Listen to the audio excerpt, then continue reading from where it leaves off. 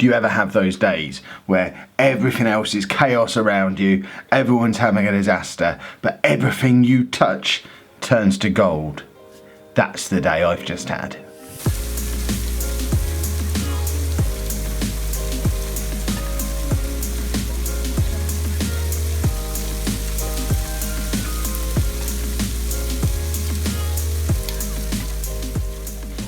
Yeah, my kids got caught in that rain on the way home.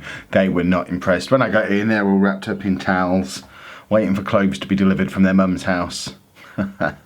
Meanwhile, in the land of Kevin, this probably is going to be a short vlog today because podcast in a minute, not much new stuff to tell you, but what I have got to tell you is really positive. Firstly, it looks like I should have my first testimonial client as a videographer slash filmmaker slash whatever you want to call it. My school are looking to do a promotional video and I'm going to do it for them for free in exchange for them writing a testimonial for me. To be fair, I should probably do it for them for free anyway, even without the testimonial, because of the fact that I work there and I'll be doing it during work time. But still, I'm going to weasel a testimonial out of them as well and get permission to use whatever we come up with on my website, YouTube channel, that kind of thing. I don't know if it will appear on this channel, whether we'll do a separate thing just as a portfolio type thing. Let me know down in the comments what the best way to do that is. I have no idea how proper grown-ups do it. What it does mean is I need to pick up the pace with learning how to use the camera, learning how to use Premiere Pro and all that stuff, and getting better at what I'm doing. I think I could put together a decent promotional video for them at the moment, but I want to do a good one. They're looking for something about 5 minutes long as part of an anti-bullying campaign. I think I can learn the skills I need to be able to do a really cool job on that in the time that I'm going to have to do it. We've got a meeting about it next week. I'm getting rather excited. That's going to be really cool. But it does mean I'm going to need some new kit because all I've got for this camera is this one wide angle lens like we talked about yesterday. So I need to buy a couple of new lenses. Which brings me on to the other thing that's gone really well today. As we already discussed, I've got this big pile of stuff. It's grown again today. I had another 3 envelopes full of coursework moderation stuff. It's still going to keep getting bigger. That's the coursework stuff. And I was doing the exam, the A-level exam marking in June. I got an email today, really last minute. It looks like I'm doing some GCSE exam marking as well for an exam that takes place next week. So this time next week, I should have those papers. So, but what, I'm going to Coventry on Wednesday, so I'm allowed to get started on the coursework. Then I've got the exam marking to happen a few days later. I should be able to get both of them done by the end of half term. That's a couple of grand. And then have the A-level marking afterwards, which is another grand.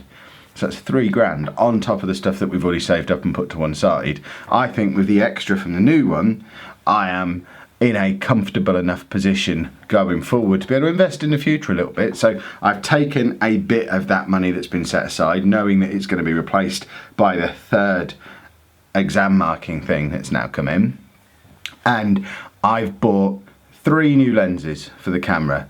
A really long range one, which I probably didn't really need, but I don't know when I'm next going to be in position to buy lenses, so I got a lens for every possible circumstance that I could imagine. So I've got a big telephoto one. It's not massive, but it's big enough to do a decent range on it. Just a 50mm really cheap one that's apparently really good and good in low light, and then what's described as an everyday lens, which sort of picks up where this one stops and goes all the way up to where the long range one starts. You can see I don't know the technical terms yet. For those of you who've been worried about lens flare and all that nonsense, I've also bought lens hoods for this lens and all 4 of those. I've bought nice little bags to put them in, a big bag to put all of that within. I think that was everything. I kind of need a proper tripod as well. These ones were a bit flimsy, but did I order a proper tripod? I might have ordered a proper tripod as well. But basically I'm going to have a backpack that's going to be full of lenses, this camera, tripod attached to the side, room for my MacBook to slot in the back of it, and it would be like my travelling videographer bag. And then all I need as well, if we're going indoors, is I've got 2 sets of soft boxes in here. Hold on. It's going to go horrible because one of them are on, but there's those, and then there's also the ones behind it. which you probably weren't able to see at all. Hold on. So there's this set, which are the little ones here, which are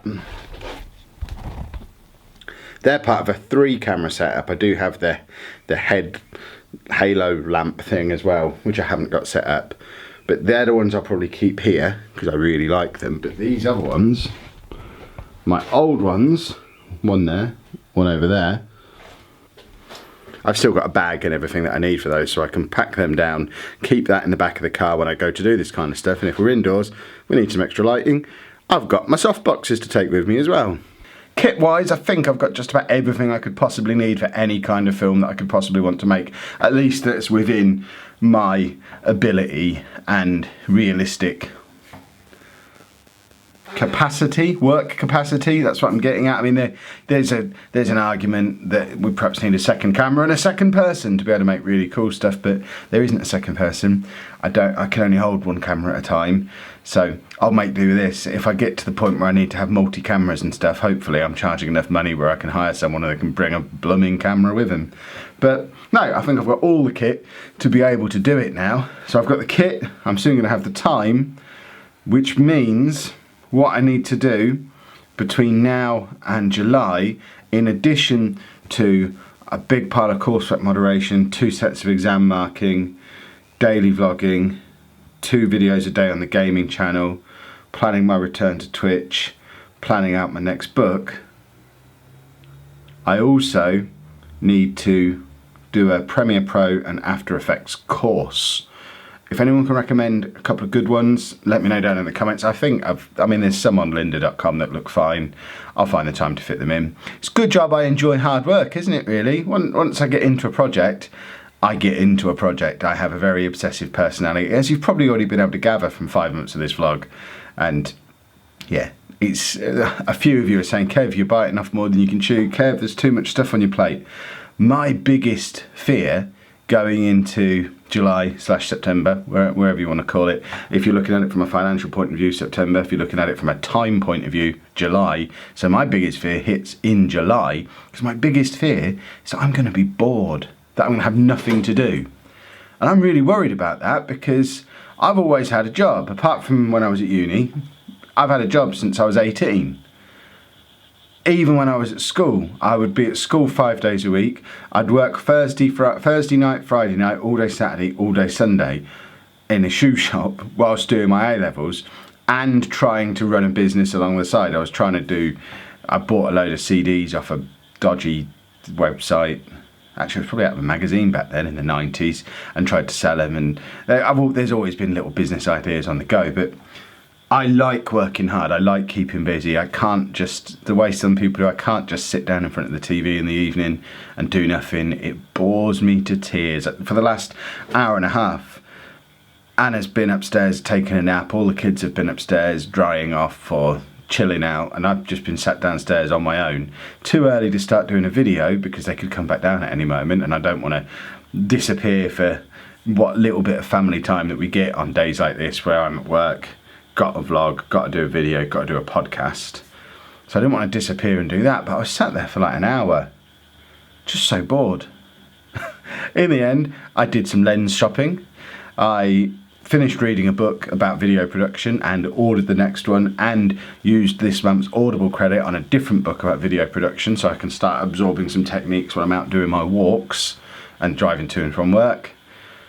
And then I ended up, I remembered that the Hot Wheels expansion was on Forza Horizon 3, so I played that for a little while, but at no point did the idea of just sitting and watching telly appeal to me. I can't do it. So yes, it might seem like I'm taking on an awful lot of stuff, but this is what I do, this is what I've always done. I don't remember a free evening or a free weekend for years. I've been doing YouTube a year and a half. I didn't just go from nothing to doing YouTube. Before that, I'd spent the previous year, 2 years, writing constantly. I mean, in 2015? 2014 maybe? 2014 I think it was. I wrote over 500,000 words that year. Published words. That's quite a lot. I mean, I would sit down and do 3, 4, 5,000 words a day, as well as having a teaching job. I even wrote a couple of thousand words a day every day during my NQT year, which, if you know anything about teaching, you know that's supposed to be the big year where you have no free time. Well, I wrote 2 books, did a podcast, 2 podcasts in fact. We had the gaming podcast and Best Thing From running at the time, I think.